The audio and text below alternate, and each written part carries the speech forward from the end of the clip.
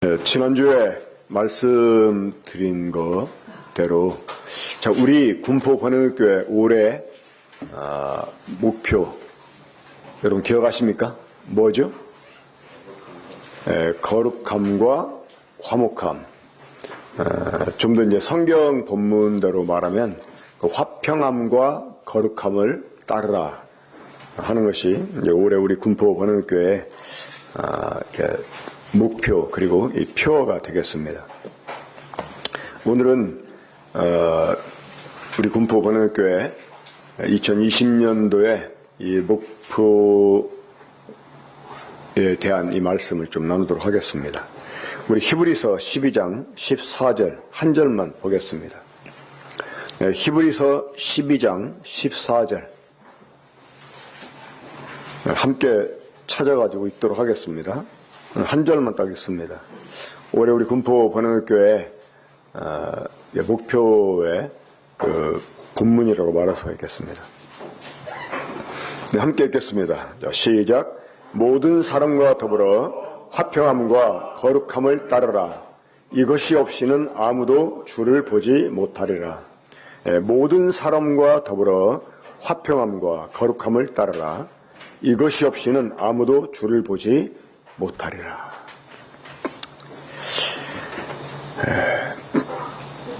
사실 이 화평함과 거룩함, 이것은 이 구약 성경에도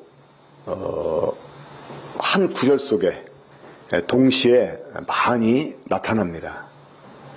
출애굽기 34장 6절을 이렇게 시작을 해가지고 많은 시편 구절에 그리고 이 잠언에 그러한 이 비슷한 류의 말씀이 한 구절 속에 나타나 있는 걸 보게 됩니다. 지금 이 우리가 읽었던 히브리서 2장 14절 말씀에서는 화평함과 거룩함이라고 되어 있지만 구약에서는 인자와 진리, 또 신약에 들어가지고 요한복음에서 우리 주님을 일컬어 이제 하신 말씀 속에 나타나 있는데 은혜와 진리 이렇게 이제 기록되어 있는데 이게 사실은 같은 의미의 표현이다라고 말할 수가 있습니다. 출애굽기 34장 6절에서는 우리말로는 그 인자와 진실이라고 번역했지만 사실은 그 말은 진리와 같은 말이기도 합니다. 자, 그럼 먼저 이 화평이라는 게 뭔가 한번 좀 생각해 보도록 하겠습니다. 이 화평, 이 말은 히브리어로 우리 잘 알죠? 샬롬이란 말입니다. 샬롬. 이 말이 이제 헬라어로는 에이렌인데 이 에이렌의 이 샬롬이라는 말은 1차적으로 그 어떤 관계나 태도를 의미하기보다는 상태, 그러니까 평화의 시기 또 그 평화의 상태를 의미합니다. 그러니까 그 평화라는 말, 화평이라는 말은 이 전쟁의 반대 개념이다라고 말할 수가 있습니다. 그 전쟁을 쉬는 것, 아니면 전투와 전투 사이의 중간에 이 소강 상태, 이런 상태를 평화라고 말합니다. 그러니까 아직도 내 마음속이나 아니면 이 다른 사람과의 관계 속에서 뭔가 내 마음에 그 상대방을 향한 적대감이 시지 않고 있다. 그러면 그건 아직도 전쟁 중이죠. 그렇죠? 그거는 이 화평한 때가 아니다. 이렇게 말할 수가 있습니다. 그러니까 이 전쟁이 그친 상태, 이 상태를 가리키는 것이 이제 1차적인 의미라고 말할 수가 있습니다. 그래서 이제 이 구약에 보면 가끔 이런 표현이 나오는 것을 우리가 발견하게 되는데 누가 이렇게 올 때 상대방에게 물어봅니다. 화평이냐? 물어봐요. 그러니까 적대적인 관계를 우리가 살다 보면 많이 갖게 되잖아요. 그러다 보니까 이 상대방이 나에게 접근할 때 보면 이 사람이 무슨 의도로 오는가 이게 이제 궁금한 거죠. 우리 주님이 말세 징육 가운데 하나로도 말씀하셨지만 이 이제 거짓이 이렇게 성행함으로, 불법이 성행함으로 사랑이 식어진다 하는 말이 있잖아요. 그러니까 사람들이 다른 사람들에게 하도 당하다 보니까 사람을 이렇게 믿지를 못하게 되는 거예요.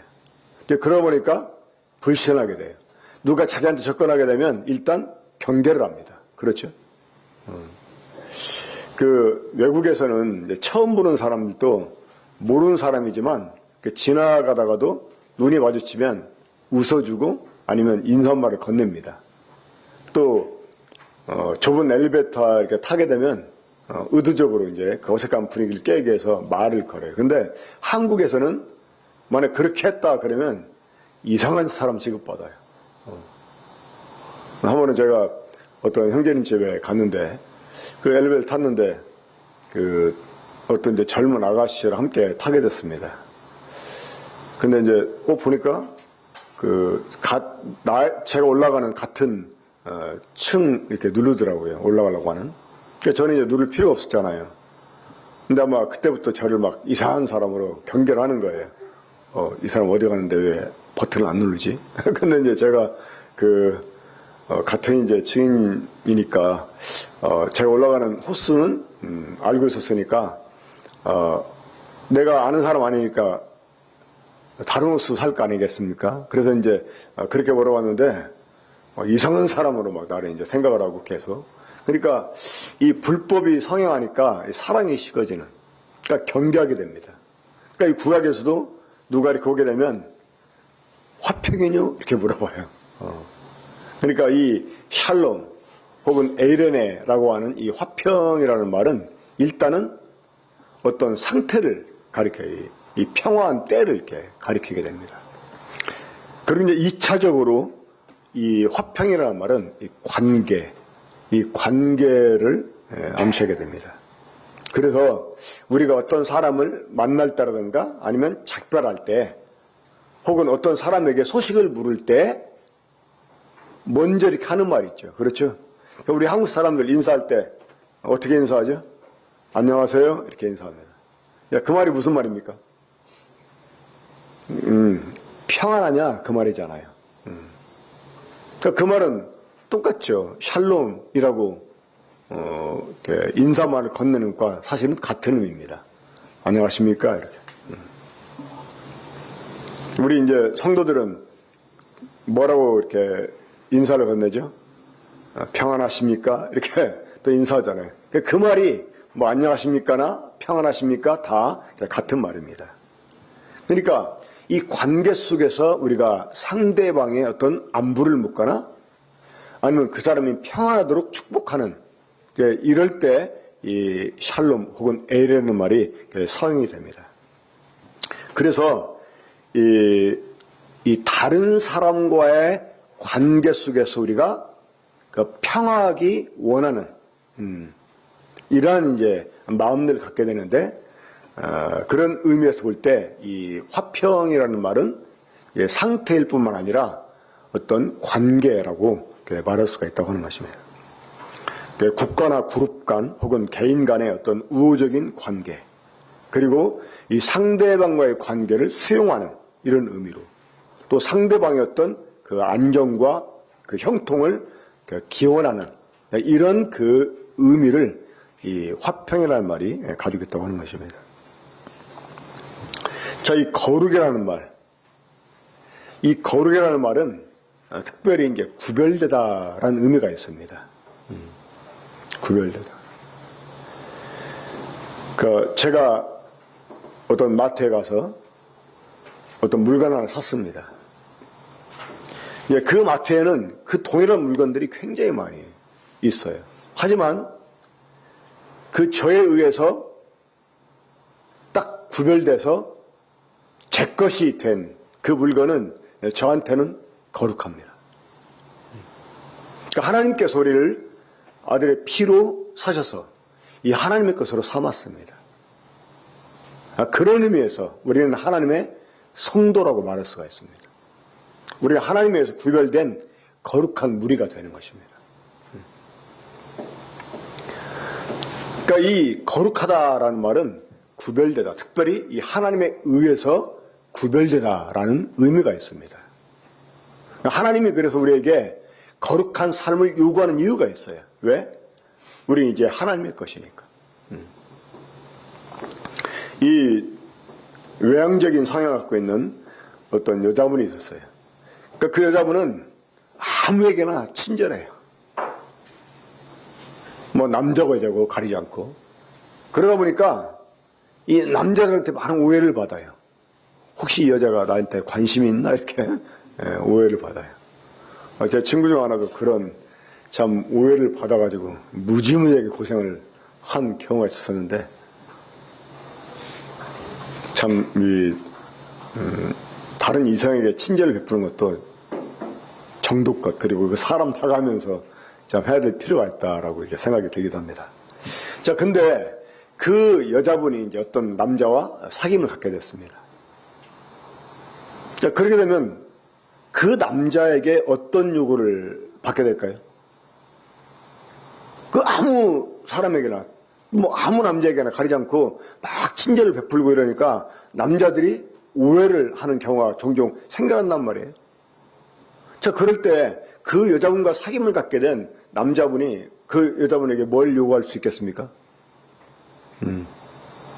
이제 소위 말하면 구별된 이제 임자가 있는 몸이니까 남들이 오해하지 않게 적당히 하도록 요구할 수 있어요. 그렇죠? 이게 바로 거룩한 삶입니다. 그러니까 하나님께서 이제 하나님의 것이 된 우리들에게 이 거룩한 삶을 요구할 수 있는 거예요. 이 하나님이 요구하시는 삶을 사는 것을 거룩한 삶이다라고 말할 수가 있습니다. 또 이 거룩하다는 말은 바쳐졌다는 의미가 있습니다. 바쳐졌다.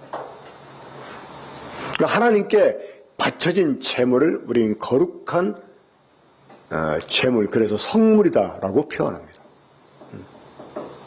그러니까 하나님께 바쳐진 것, 이것이 이제 거룩한 것이고, 또 하나는 정결한 것. 우리가 이제 그래서 이 깨끗한 것을 성결 이렇게 표현하잖아요. 그 성자가 거룩할 성자 아닙니까? 그래 이 깨끗한 이 성결, 정결 이것이 이제 거룩한 것이다라고 말할 수가 있습니다. 특별히 오늘 우리가 읽었던 본문에 나오는 이 거룩함은 이제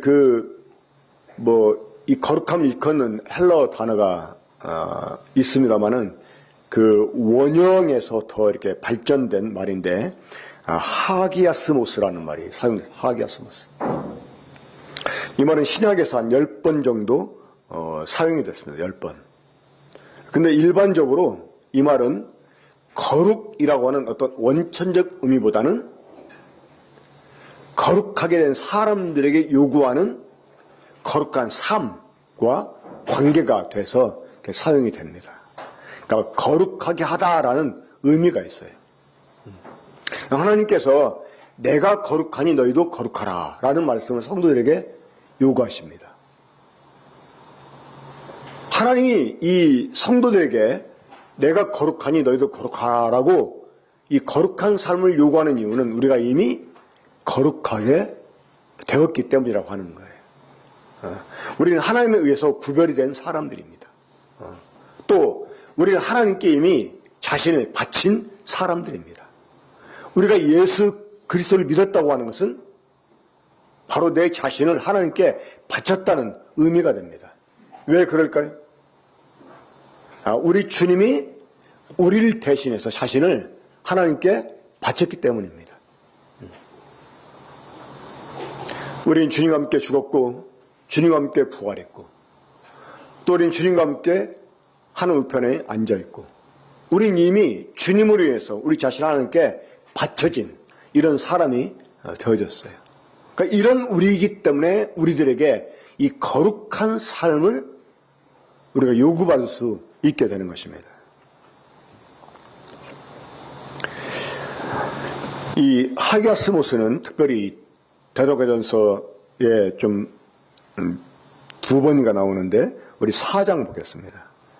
데살로니가전서 4장 3절입니다.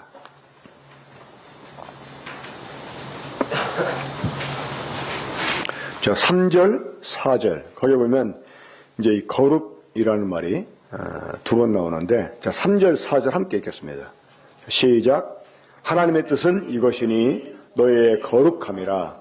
곧 음란을 버리고 각각 거룩함과 존귀함으로 자기 안에 대할 줄을 알고.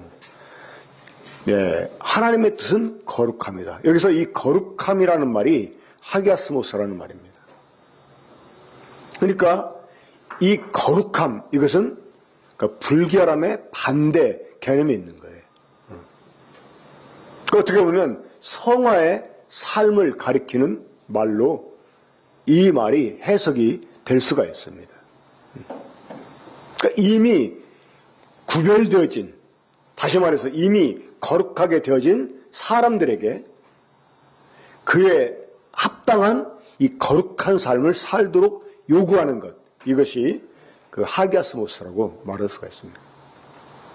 그러니까 모든 사람으로 더불어 화평함과 거룩함을 쫓아라 하는 이 말씀은 계속 화평하는 일을 도모하고 우리가 성화돼 가는 일에 열중하라 하는 그런 말이 됩니다.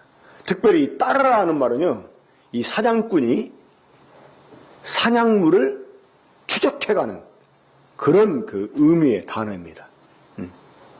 그러니까 어떤 것을 목표로 삼아가지고 그것을 쟁취하기 위해서 막 부단히 노력하는 이런 그 노력을 해야 될 것을 말씀하고 있는 것입니다. 저는 그래서 특별히 이 모든 사람으로 더불어 화평과 거룩함을 쫓아라고 한 이 말씀을 세 가지 측면에서 한번 말씀을 이렇게 나눌까 생각을 합니다. 첫째는 이 화평이라는 것은 사람과의 관계에서, 또 거룩함은 하나님과의 관계에서, 일단 이런 그 측면에서 한번 말씀을 좀 나누려고 합니다. 자, 이 특별히 모든 사람과 더불어 화평함을 따르라고 했을 때 이 말은 이 다른 사람과의 화평을 도모하라 하는 그런 의미를 우리가 받을 수가 있습니다. 이 사람과의 관계 속에서. 자, 우리 주님은 어떤 이유 때문에 십자가에서 못 박혀 죽으셨습니까? 네, 우리가 많은 이유를 말할 수가 있습니다만은 가장 핵심이 되는 게 있다면 화평함입니다. 특별히 하나님과의 화평함. 여기에서 기대가 되는 열매가 있습니다. 바로 사랑과의 화평함입니다. 이 주님이 가르치신 기도 가운데서도 이제 그 죄 용서에 대한 이런 그 기도를 우리가 보게 되는데, 그 기도가 어떤 내용이었습니까? 우리가 우리에게 죄 지은 자를 사하여 준 것 같이 우리의 죄를 사하여 주옵시고. 우린 이미 주님의 그 속죄를 통해서 용서를 받은 사람들이에요. 하지만 이제 이 하나님과의 관계 속에 살아가면서 우리가 또 여러 가지 실수를 하고 허물을 갖게 되지 않습니까? 그때 그러한 죄들 하나님께 우리가 자백하고 또 용서를 구하는데, 그러한 그 용서와 관련해서 우리가 또 우리에게 죄 지은 자를 용서해 줘야 될 것을 전제하겠다는 것. 이것은 우리가 어떤 의미로 받을 수 있겠습니까? 이 말씀을. 우리가 하나님과의 바른 관계를 원한다면 이 다른 사람과의 바른 관계를 먼저 가질 것을 말씀하고 있는 거예요. 우리가 주님의 그 속죄를 통해서 하나님과 이제 화목하게 되었다면 그것이 다른 사람과의 화목으로도 나타나야 된다고 하는 것입니다. 그래야 할 때 그런 사람은 하나님과의 화목을 계속 유지해 갈 수 있다고 하는 거예요. 이 모든 사람과 더불어 화평과 거룩함을 따르라 이렇게 말씀하면서 이것 없이는 아무도 주를 보지 못한다 이렇게 말씀했잖아요.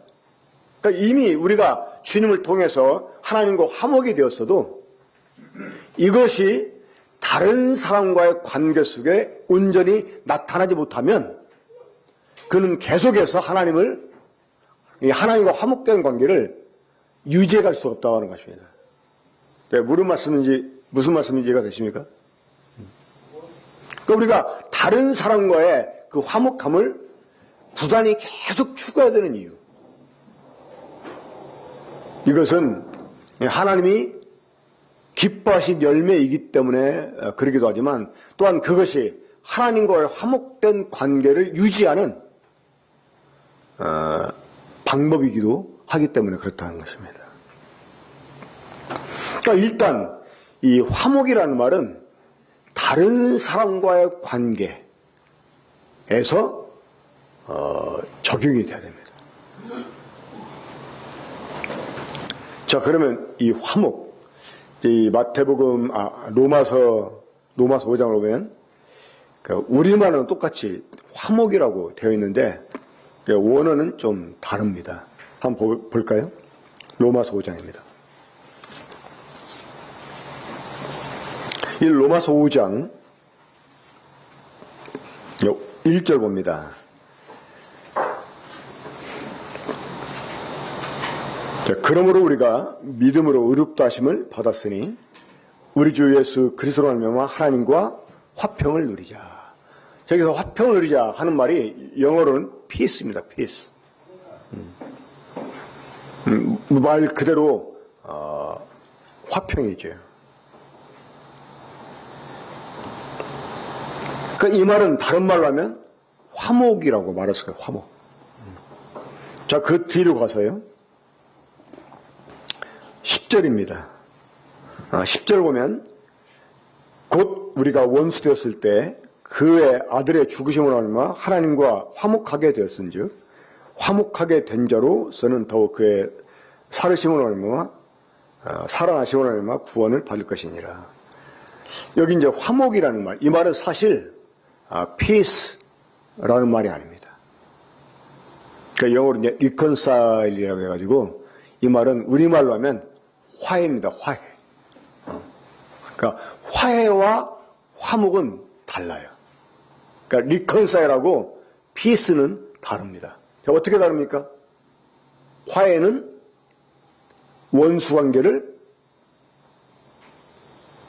청산한 거예요. 그러니까 막 서로 원한을 가지고 막 상대를 고소하고 계속 대립 관계에 있어요. 그런 상태에서 이제 고소를 취하하고 일단은 싸움을 중단했어요. 물론 이것도 그 평화의 한 모습이기도 하지만 좀 더 정확하게 말하면 이것은 화해입니다. 화해. 우리는 주님의 그 십자가의 대속을 통해서 어떻게 보면 하나님과 화해가 된 상태에 있어요. 그렇죠? 자, 그런 성도에게 지금 5장 1절에서는 하나님과 더불어 화평하도록 말씀하고 있어요.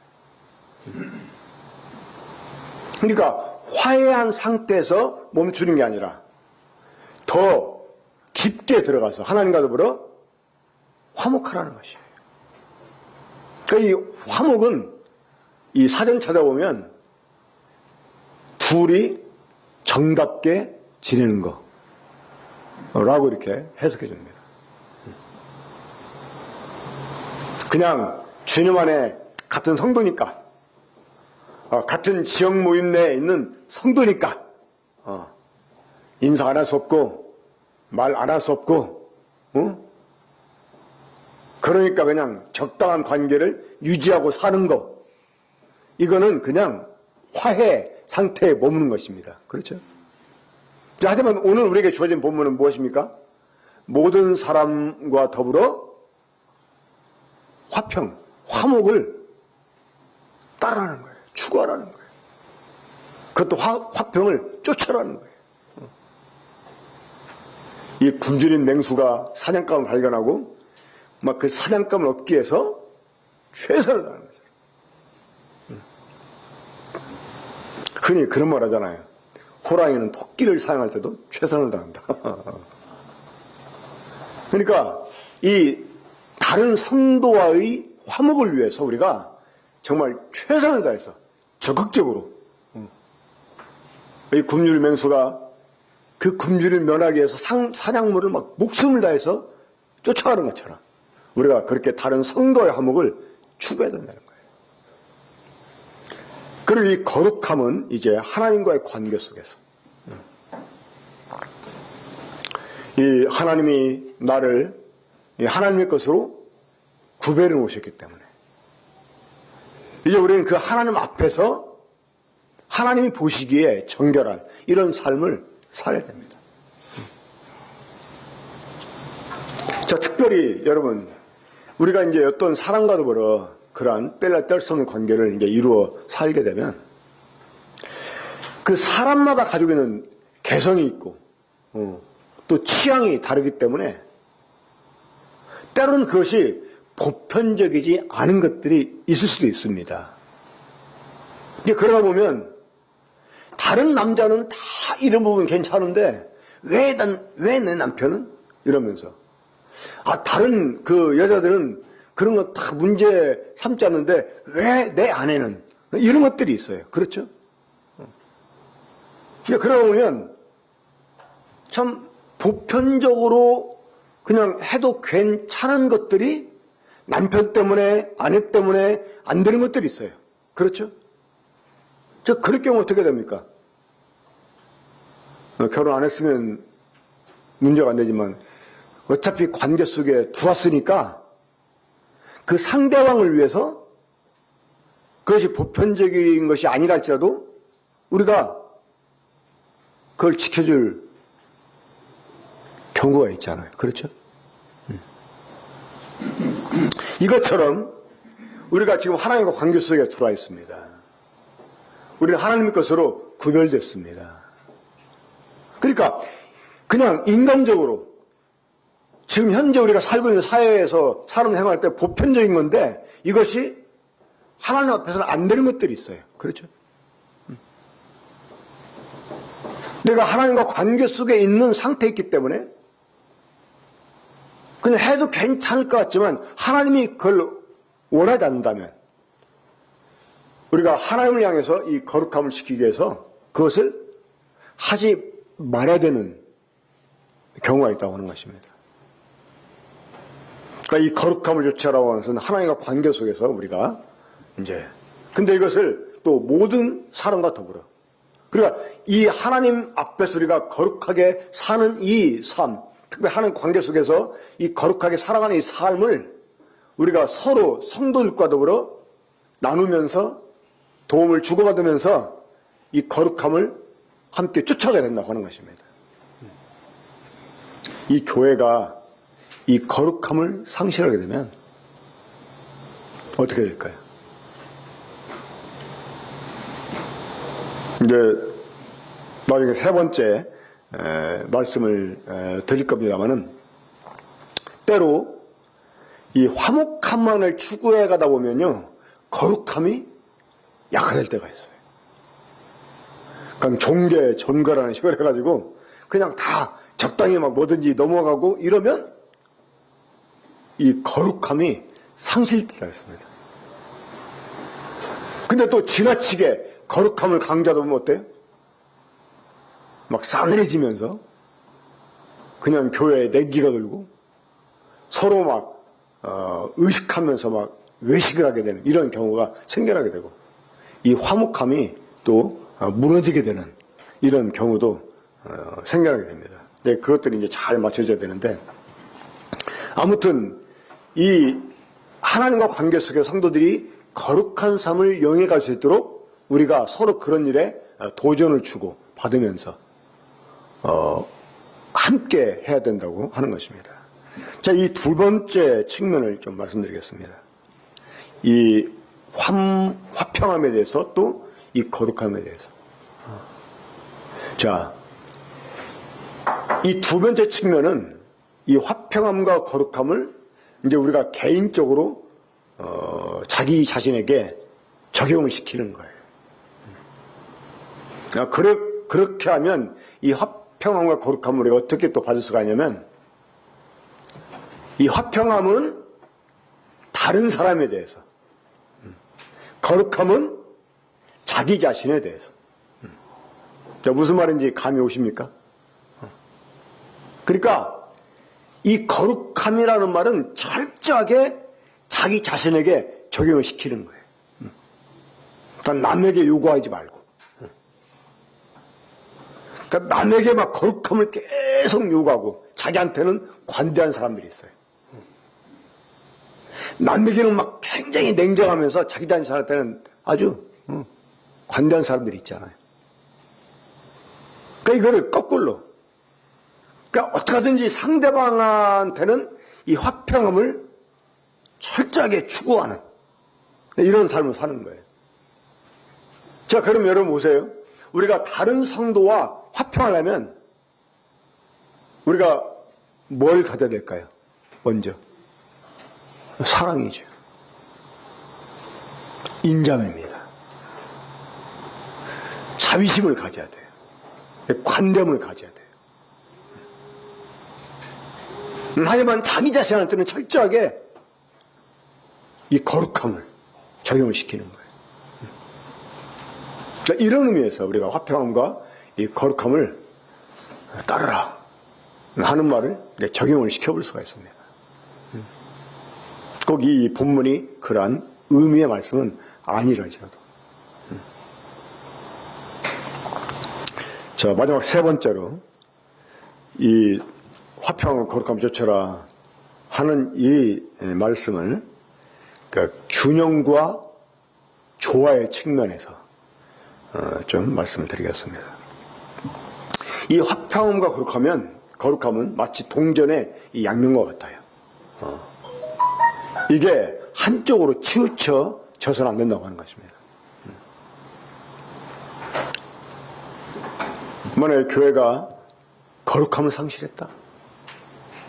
근데 막 성도들끼리는 막 화목이 넘친다.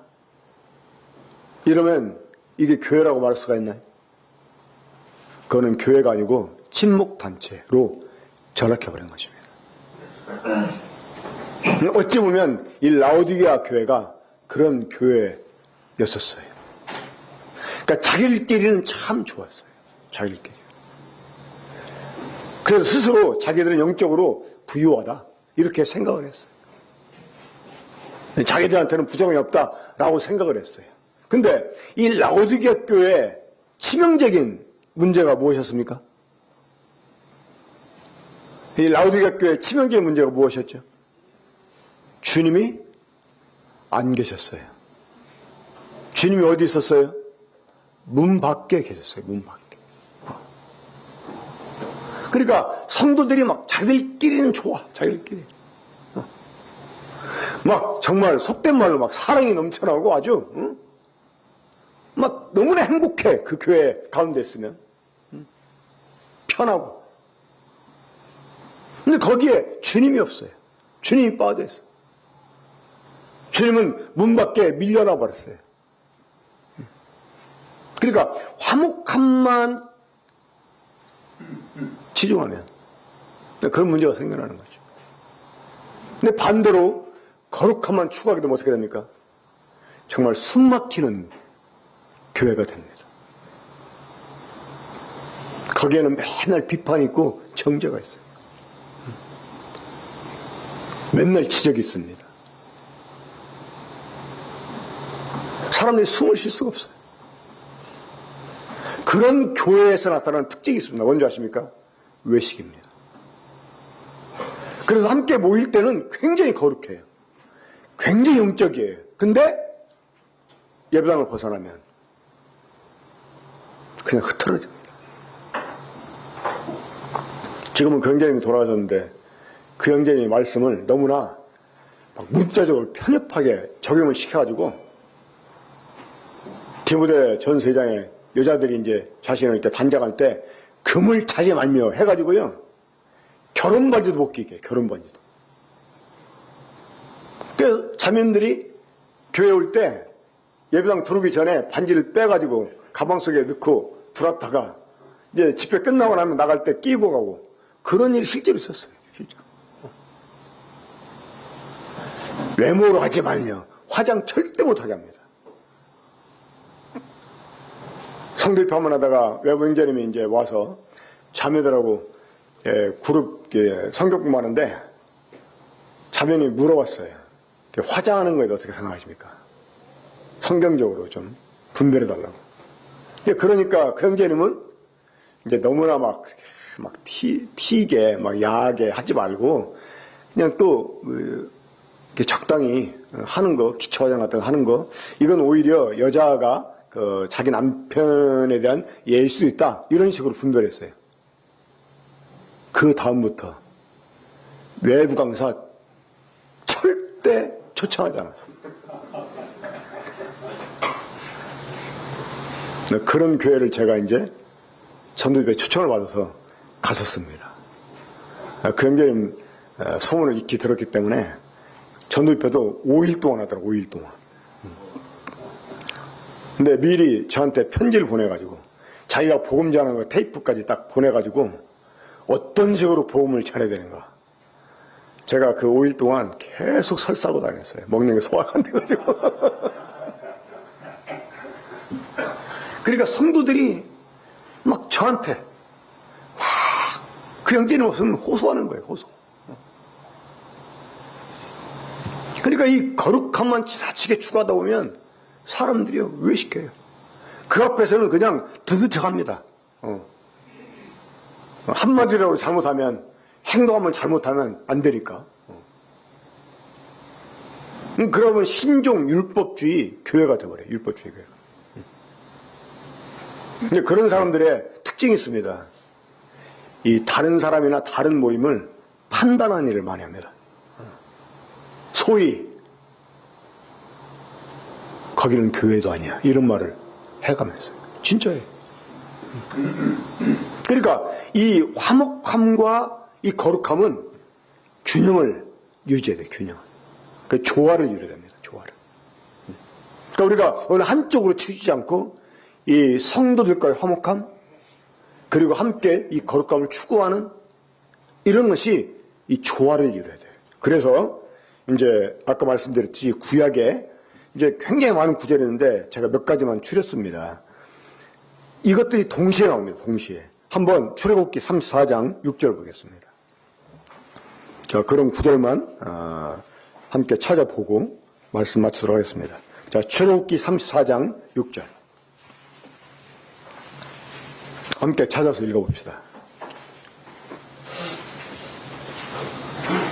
그러니까 이 화평함과 거룩함을 좇아라 하는 말은 뭐 개인이나 한 모임이 이거를 균형 있게 함께 동시에 추구해 가면서 조화를 이루라 하는 그런 의미가 될 수 있습니다. 우리 출애굽기 34장 6절 함께 읽겠습니다. 시작. 여호와께서 그의 앞으로 지나시며 선포하시되 여호와라 여호와라 자비롭고 은혜롭고 노하기를 더디하고 인자와 진실이 많은 하나님이라. 지금 이 구절은 하나님이 모세에게 자신의 그 뒷모습을 보여주시면서 하신 말씀이었습니다. 거기에 인자와 진실, 이 진실이 사실은 진리입니다. 진리. 뭐 진실로 번역해도 되고 진리.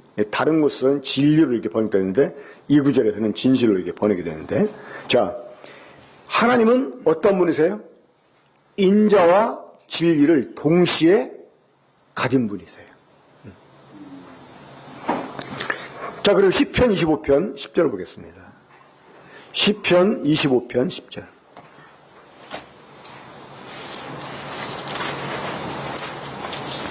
자, 시편 25편 10절 보면 함께 했습니다. 시작. 여호와의 모든 길은 그의 언약과 증거를 지키는 자에게 인자와 진리로다.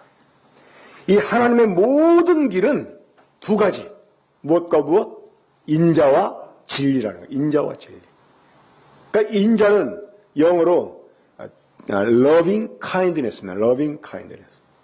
그럼 뭐 집에 가면 사랑스러운 친절이라고 말할 수가 있죠. 사랑스러운 호의. 이게 인자예요. 그러니까 이 화목을 위해서는 이 인자가 절대적으로 필요하죠. 그렇죠? 상대방을 향한 사랑스러운 호의. 그리고 진리. 이 진리는 우리를 거룩하게 합니다. 그래서 우리 주님이 요한복음 17장에서 하나님께 기도할 때 아버지여 저들을 진리로 거룩하게 하옵소서. 아버지의 말씀은 진리이다. 이렇게 말씀했는데 이 진리, 그러니까 인자와 대조를 이루는 그런 단어이지만 이게 항상 함께 간다는 거예요. 그러면 균형을 이룬다는 거예요. 이 조화를 이룬다는 거예요. 자, 시편 40편 11절도 보겠습니다. 자, 시편 40편 11절.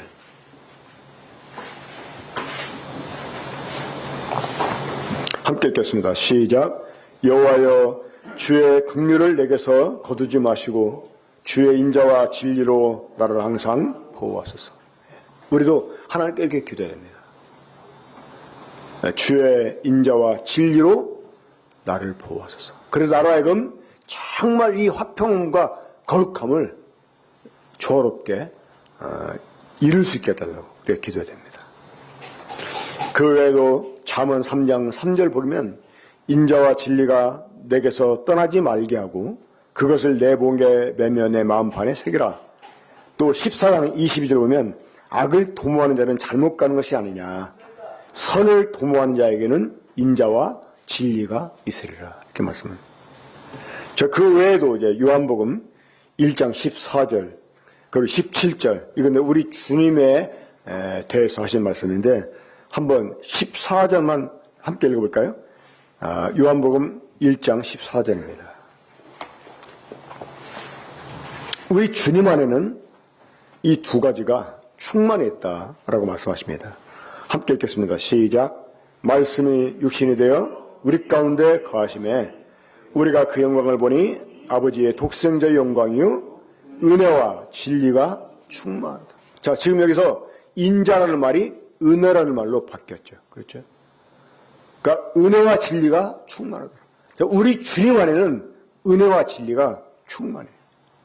우리 주님은 또한 이 은혜와 진리를 주시는 분이십니다. 17절 또 한번 함께 읽어보죠. 시작.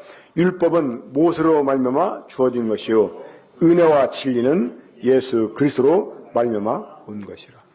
그러니까 이 우리 주님은 은혜와 진리가 충만한 분일 뿐만 아니라 이 은혜와 진리를 또한 우리에게 주시는 분이라고 하는 것입니다. 그래서 이 주님 안에 들어온 사람들은 이 두 가지 일을 균형 있게 함께 추구해가는 사람이다라고 말할 수가 있습니다.